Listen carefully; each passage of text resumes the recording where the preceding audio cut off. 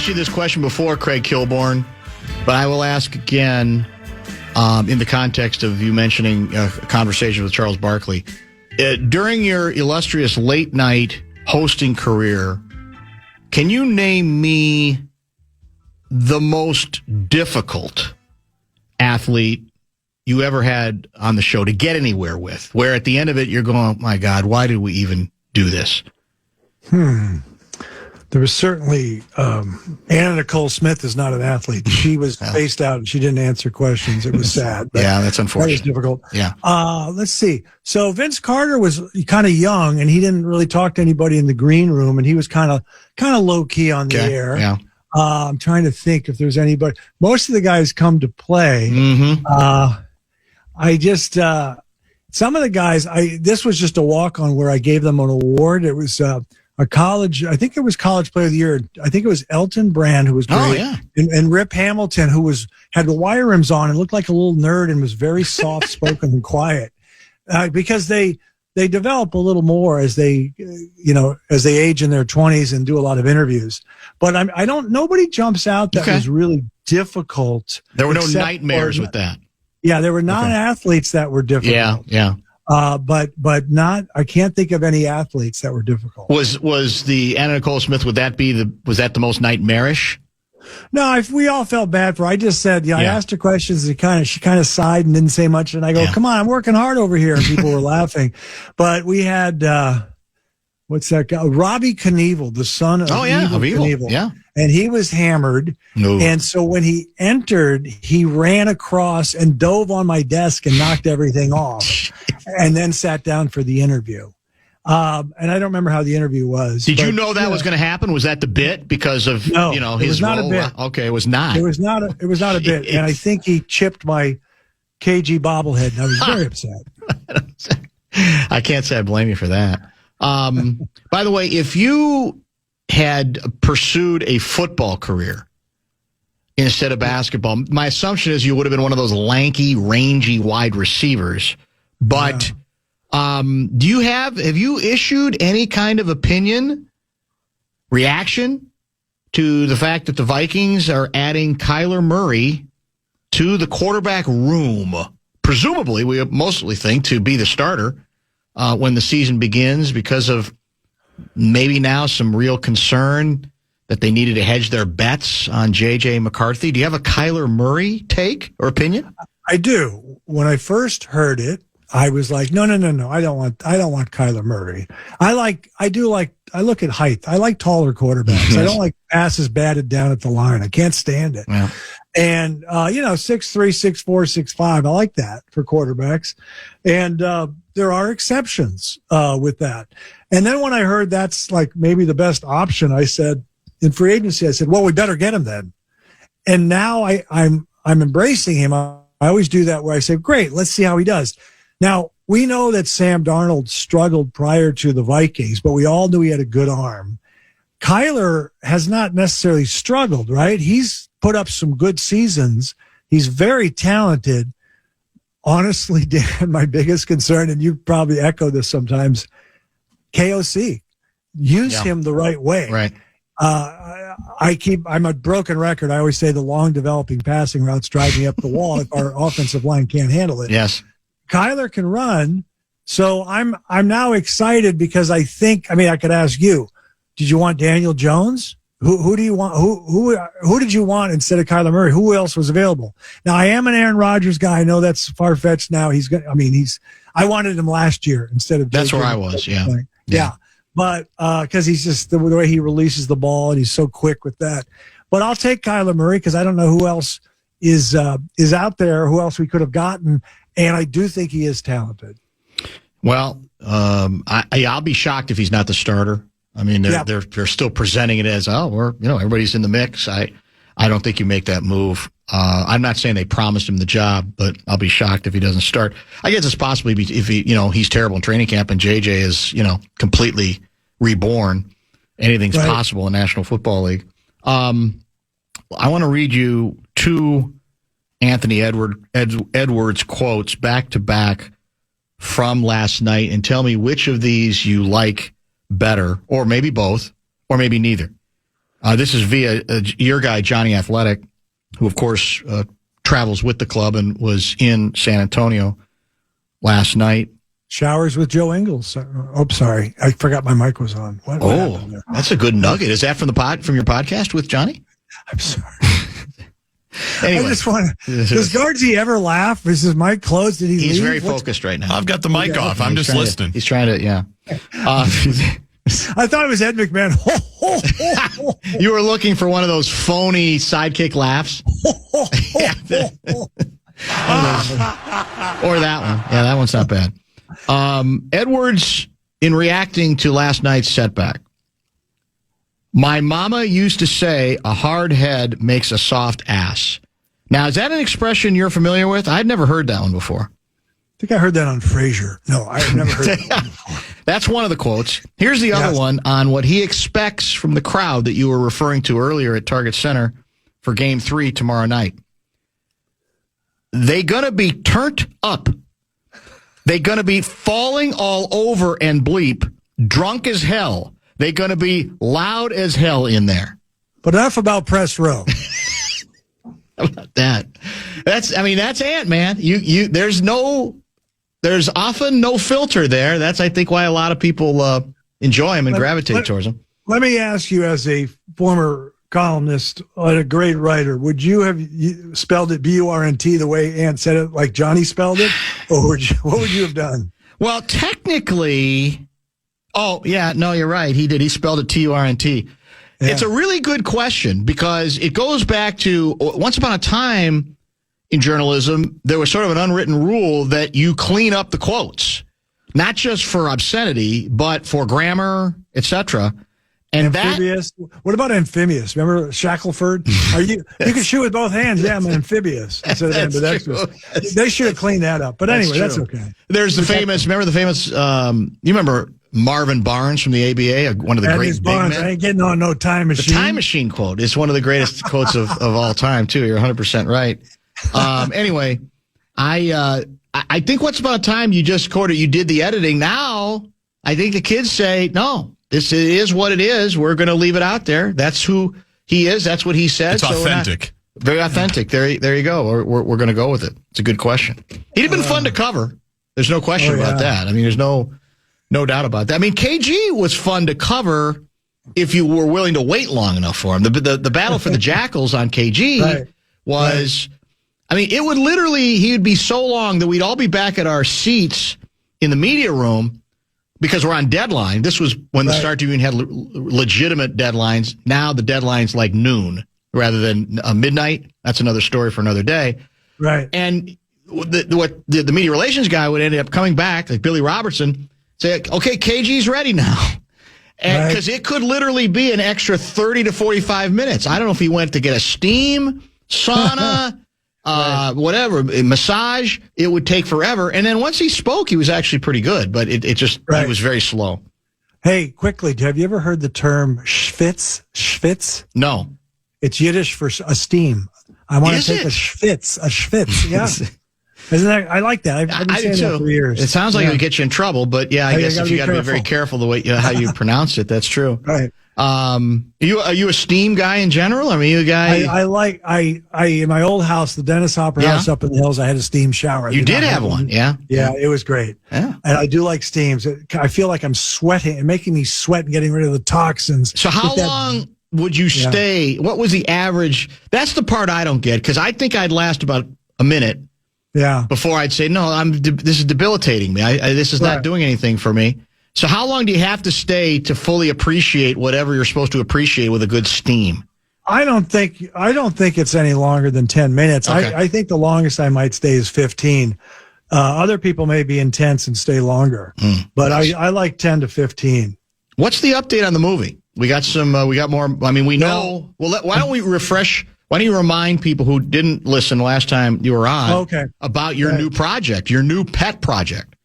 Well, this is a passion project, and I've been working on it for a number of years because getting financing is hard. But I'm writing, directing, and co-starring in an independent film called The Life Golden, and it'll come out, and it'll be in some independent theaters in Minnesota in 2027. and it'll be hopefully all over the country in different independent theaters.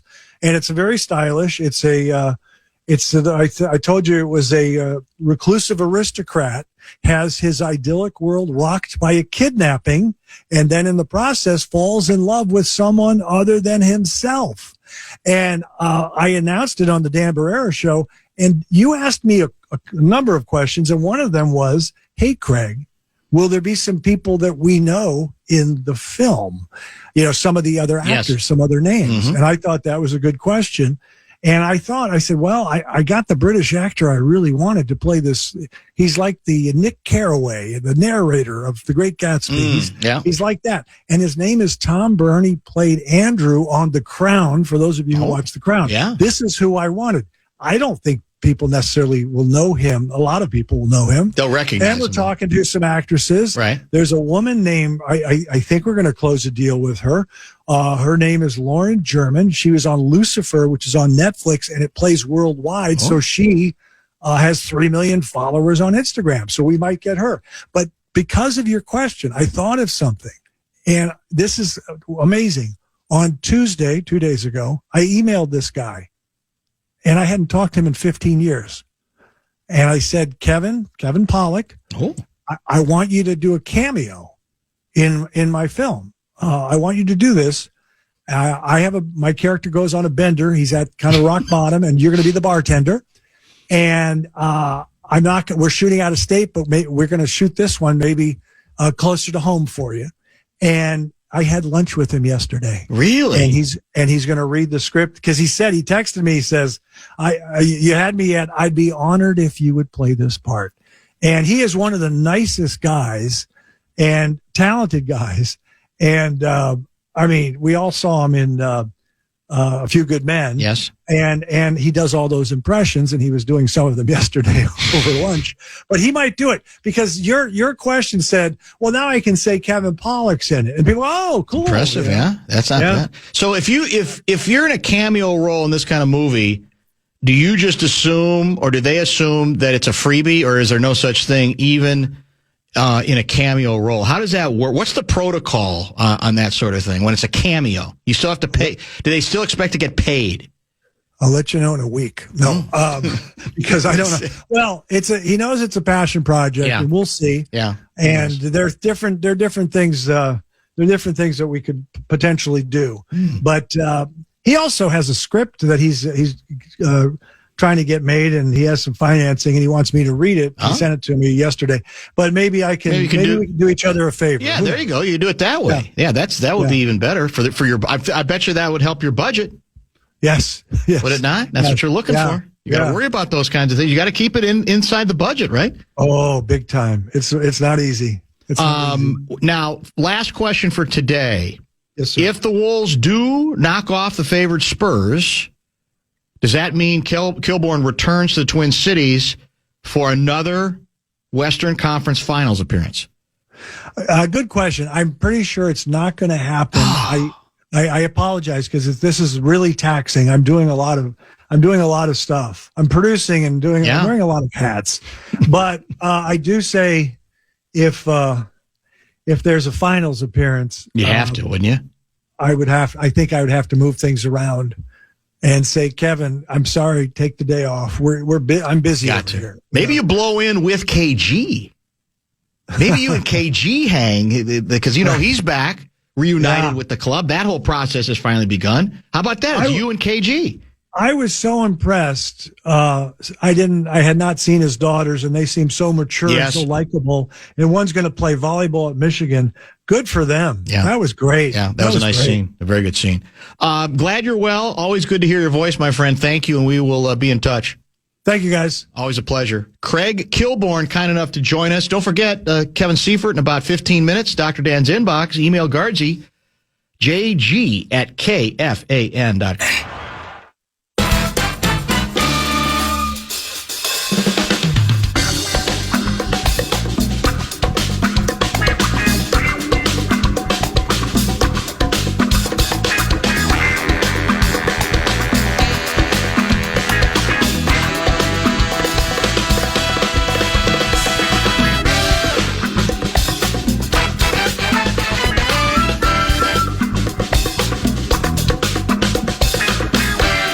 American officials said yesterday that residents in 3 states were being monitored for potential hantavirus infections after being aboard a Dutch cruise ship where there was a deadly outbreak of the virus. None of the people being monitored have shown signs of illness, officials say. Since April 11, 3 passengers who were aboard the MV Hondius have died, and 5 others have been sickened after showing symptoms of the hantavirus, a rare family of viruses, according to the WHA. This is a New York Times overview roundup story. And with that, I need to go. I do appreciate your call, though. Thank you so much. This is kind of scary stuff, right? Off Cape Verde on Wednesday, yesterday, 3 patients were evacuated from the cruise ship, which is now heading to the Canary Islands. 2 patients have landed in the Netherlands, where they are receiving medical treatment as well, according to a statement from Oceanwide Expeditions. That's the Dutch company operating this nightmarish cruise. A 3rd patient evacuated on a separate flight. The ship originally had 150 passengers. It'll dock in the Canary Islands and undergo an evacuation process. I assume there's a very specific process as these things go. I'm not sure I ever heard of hantavirus until this story. I know. It's described as a rare but potentially deadly family of viruses spread primarily by wild rodents, such as deer mice, causing severe respiratory or renal illnesses in humans. Humans become infected, get this, by inhaling airborne particles from dried rodent saliva, urine, or droppings. That's not good. Often while cleaning enclosed, dusty areas. Early symptoms, flu-like, isn't everything. Fever, muscle aches, fatigue, but can rapidly progress to severe, often fatal breathing issues. See, I wish I didn't know this now. I know. You become infected by inhaling airborne particles from dried rodent saliva, urine, or droppings. So presumably rodent infestation on the boat, I guess? That has to be the leap, right? Part of it? Yes, that has to be the leap. Did you know you could get anything from dried rodent saliva? I didn't. I'll say, I guess I always assumed that it wasn't good, that you didn't want to be around it or inhale it if you didn't have to, but I didn't know it could be this bad.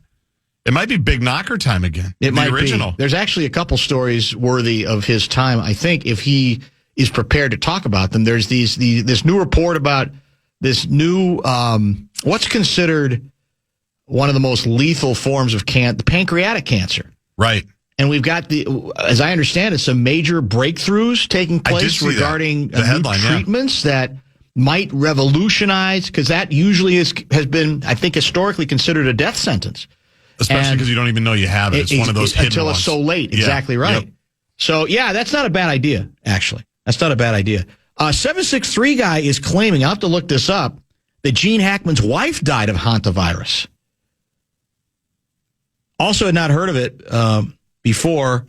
But in any case, I'll double check that. That was a strange story, right? The Hackmans? It was. Very strange, mysterious story. But I had not heard the hantavirus, but a number of people are texting that same thing. It shut down Yosemite a few years ago. It did. So it's new. It's one we hadn't heard of a ton, but it's been in the news a little bit. Crazy. Cruise ships, man. Can you get a shot for that? I'd take a vaccine. Is there a hantavirus vaccine? There probably will be. How rare? I think it's pretty rare. I think so. Based on what I've read the last couple of days. And I'm trying to figure out why it's rare. Because there's rodents everywhere. There's rodent saliva, dried rodent saliva, one would assume everywhere. But it sounds like maybe you got to be in enclosed spaces with the stuff. Right. Which most people, I guess, hopefully are not. But then here's the tricky part. You know it's there. Yeah. You have to clean it up. How do you go in there without being exposed to it? That's where, if it's there, we got to clean this up. But if we go in there and we don't take precautions, we're going to get exposed to it. You can't just leave it. No, that's true. You can't just leave your rodent saliva. That's a thankless task. It is. It would be. A cleanup crew there. Well, one would assume you would have the proper equipment, but would you? I don't know. Maybe some of these cruise ships aren't so good about that because that probably costs money. It does.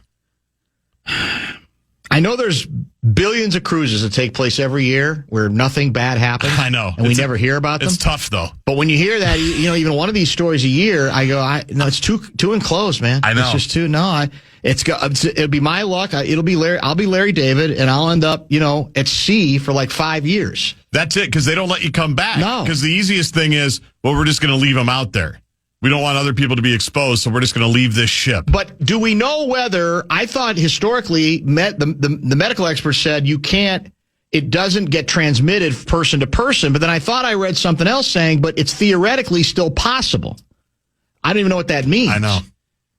So my point is, if it's not that transmissible from one to the other, why do we have to quarantine an entire ship? You're right. I don't know. Somebody know the will know. answer to Somebody it. will tell us, and maybe we get the knocker on soon as well. Bottom of the hour pause now. Let's come back. Didn't intend to talk more pro football today. We just had Alec Lewis yesterday, but we've had some names finally. Figured we might as well follow this because it's been so sort of, esoteric to talk about what kind of general manager the Vikings want, who they might be looking at, who fits in, all that kind of stuff. But until you have names, it doesn't seem very, very concrete. Well, according to Seifert's guy, Schefter at ESPN, we now do have some names that are in the mix above and beyond Rob Brzezinski. Kevin Seifert will help us go through those names, what they mean, and perhaps a couple of other items as well. Don't go away.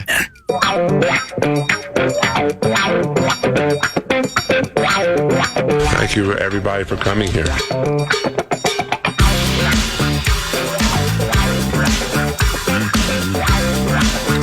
Hard head makes a soft ass means stubbornness and inability to listen results in consequences, a la a whooping from back in the day.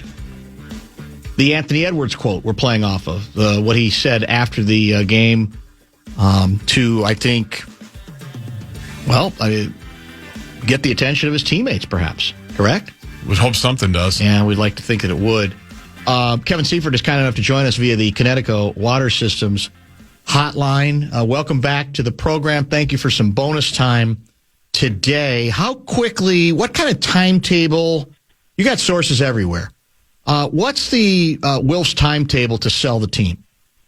I thought you were going to ask me the timetable on the general manager. I was all ready to roll on that one. To sell the team, I do not think that there is any timetable at this time, nor any intent to sell the team, to be clear. Oh, wait a minute now. You're being very, very careful with those words.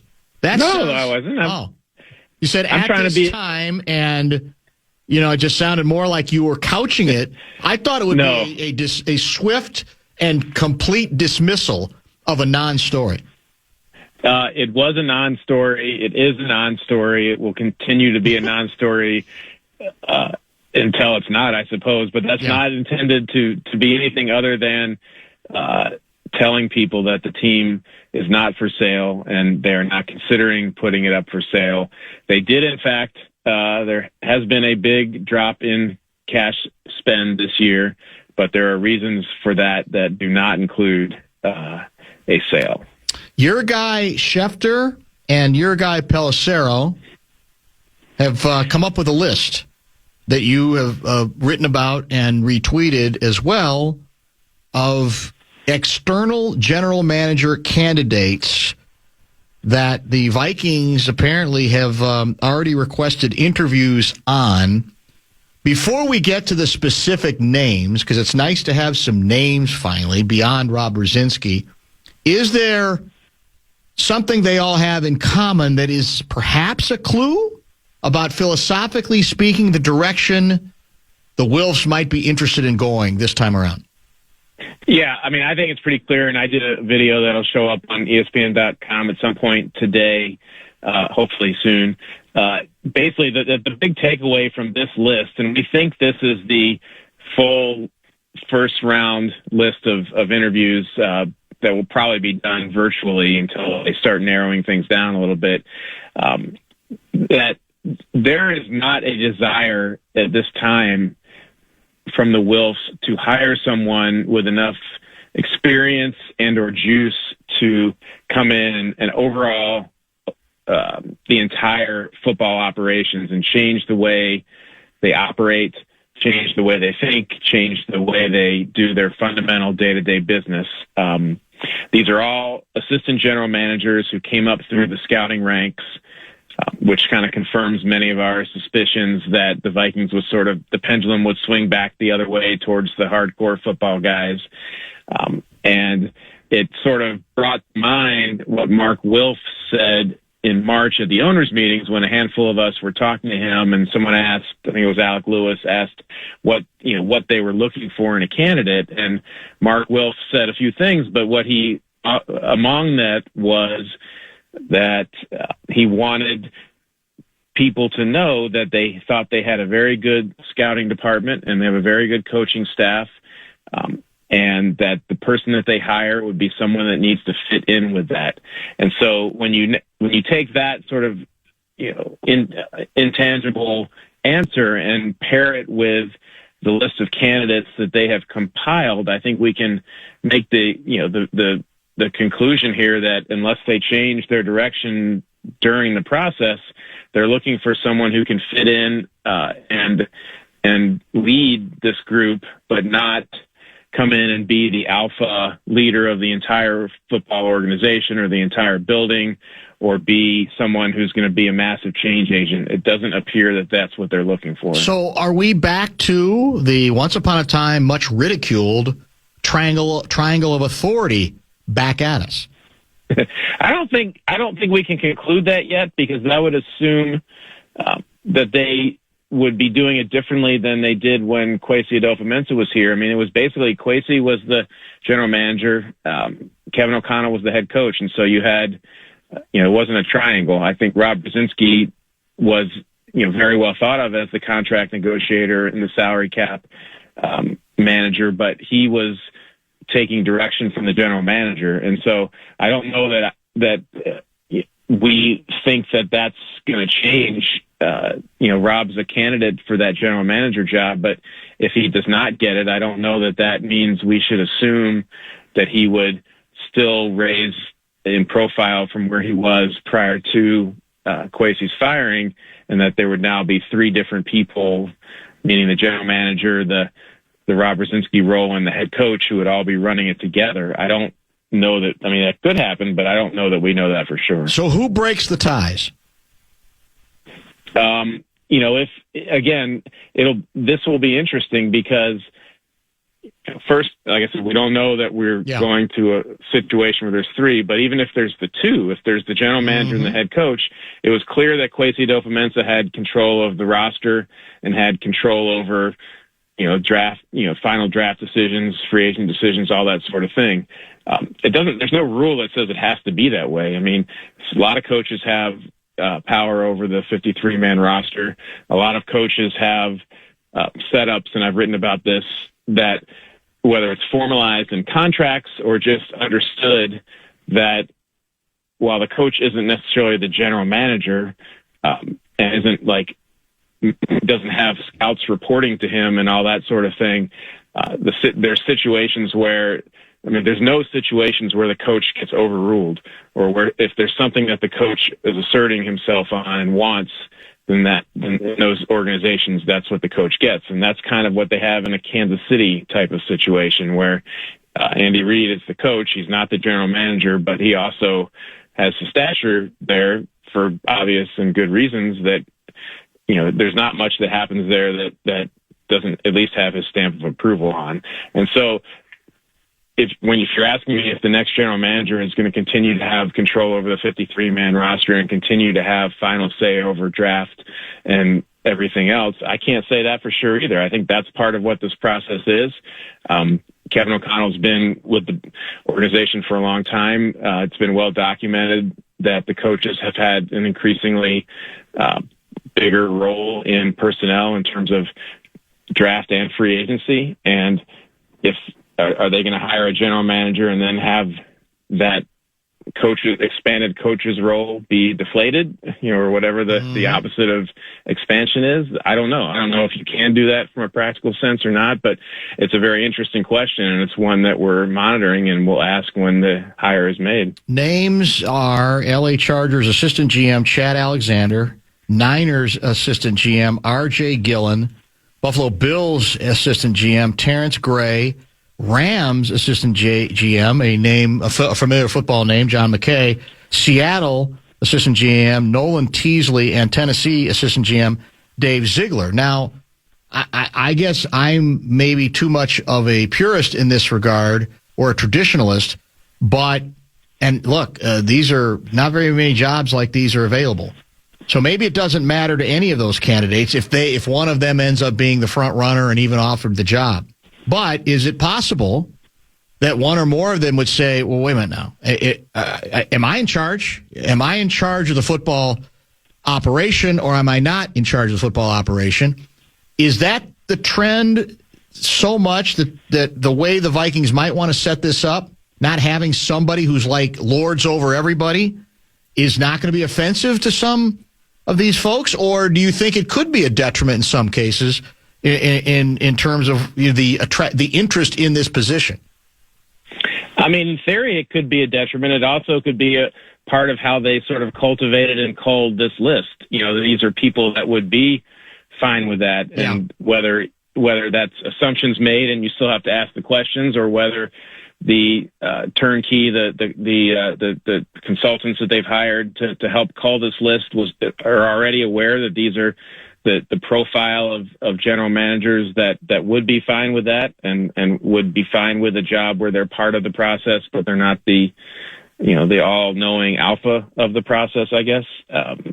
And so we'll see. But there could be, I'm sure there are people out there who would be willing to take a general manager job here where they're in charge, but not necessarily would they be willing to take it if they were just part of the process. So I think so whether that's a detriment or not, I think that's what if that's what the ownership wants, then you might as well do your best to find the people that would fit to that, and not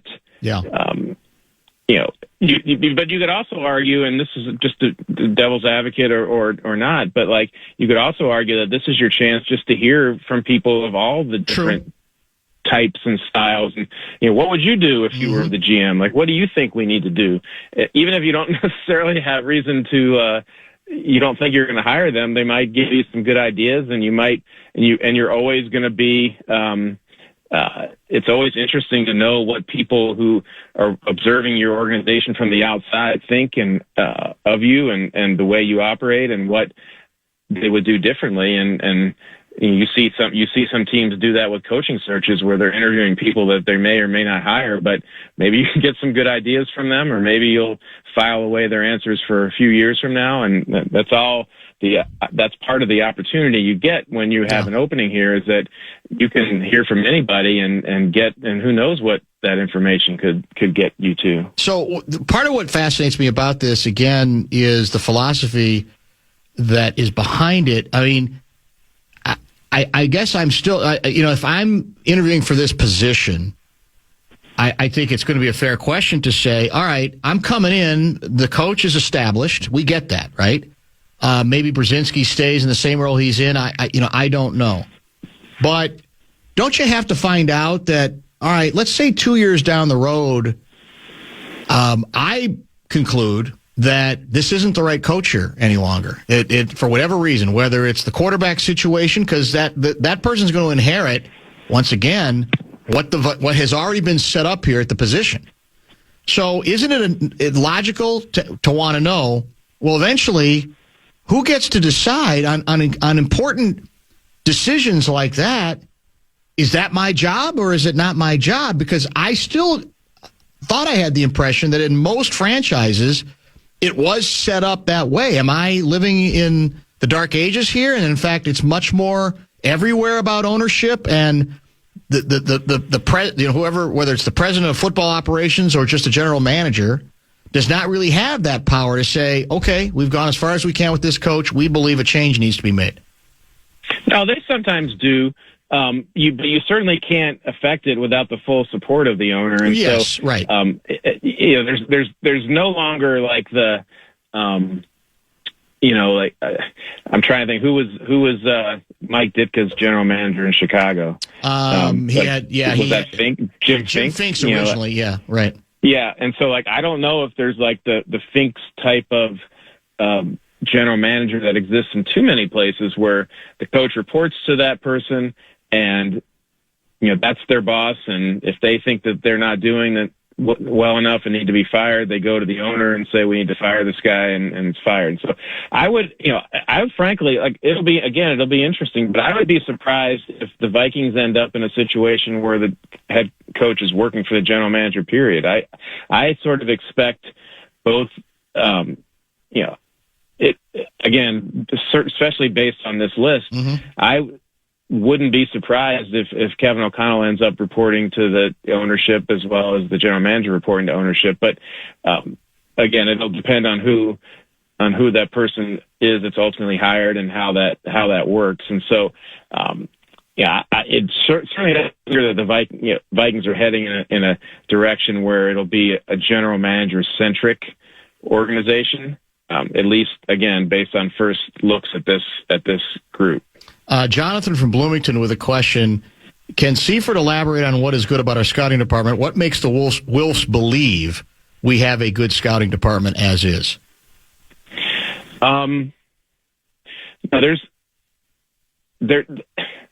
That's a good question, and it's one the Wilfs would be better equipped to answer than me. But I think there's a lot of talented people there, and there's been a lot of.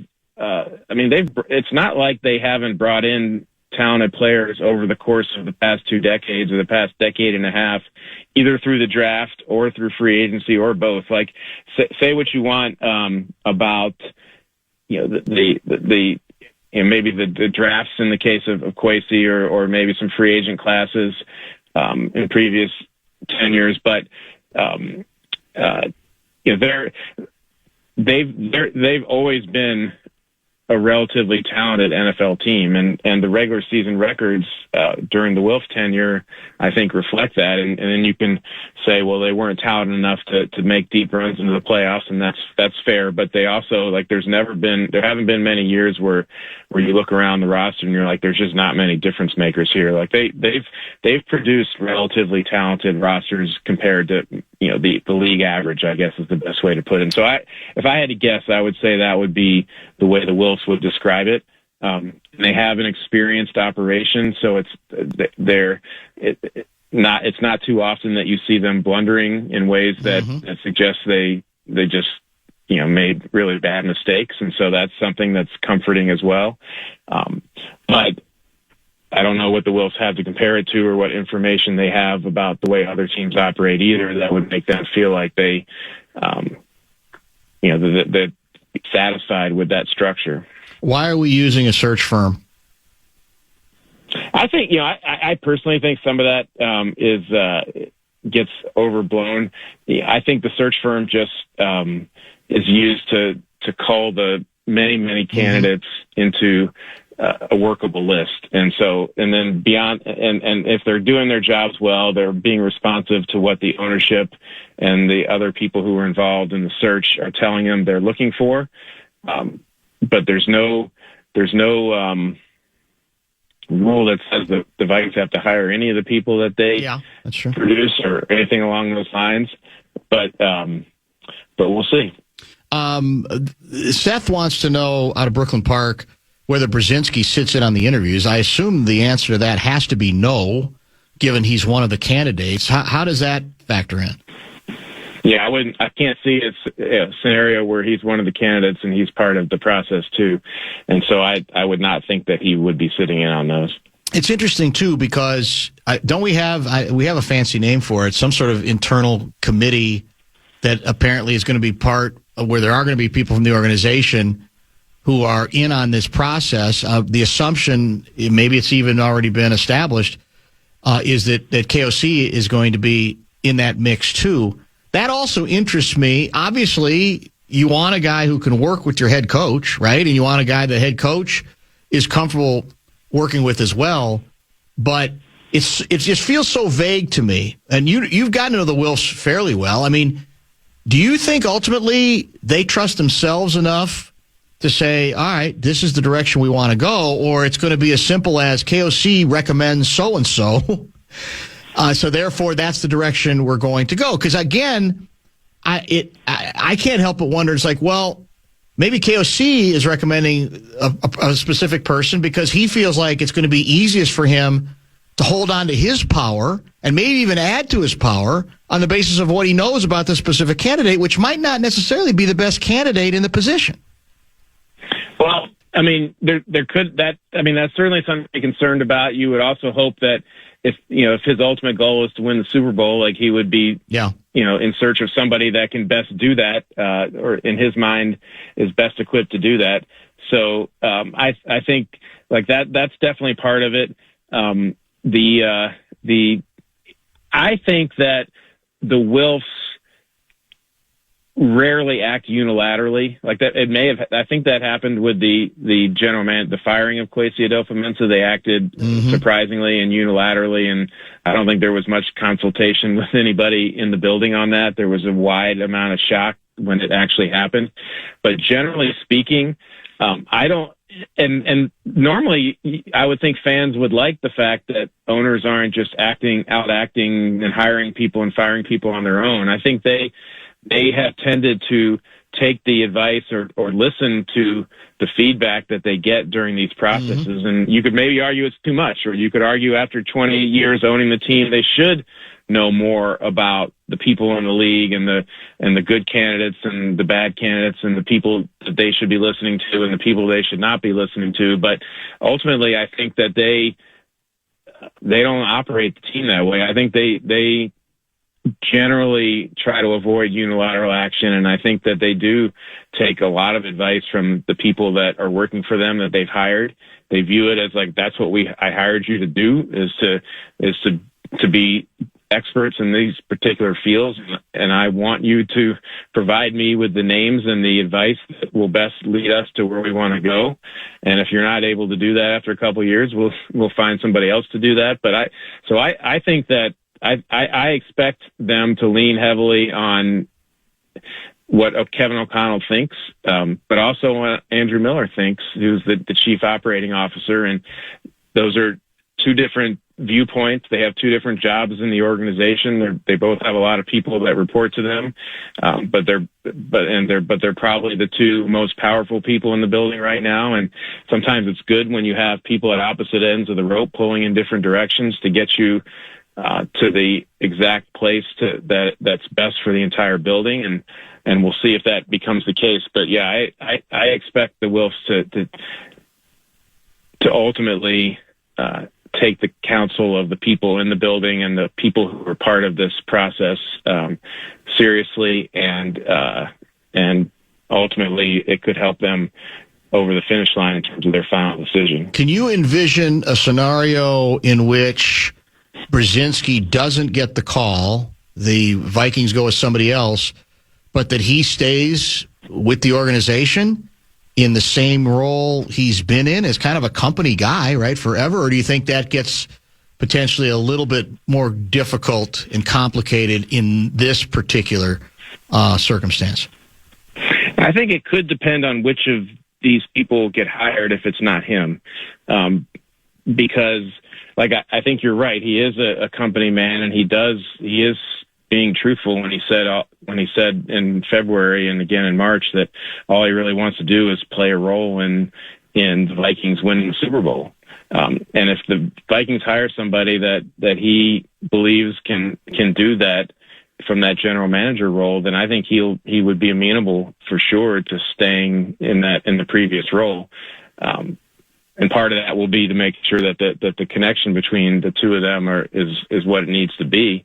But they definitely run the risk that if they hire somebody that either isn't comfortable with him staying in that job or vice versa, that could be it could lead to Rob not being here. But I don't have any specific people to say if they hire this guy, then he will stay. If they hire that guy, then he won't. Or I don't have that. I just know that the whole range of possibilities is in play. Today is May 7. So by May 30th, even earlier, Vikings will have somebody hired? How long do you think this is going to take? Why you're trying to throw a picnic for him or something? Or just wanna... I like to plan. Yeah. I was told that the thing would take weeks. And so I think this is the first week where it's really rolling. They've got names and they're setting up doing virtual interviews at some point.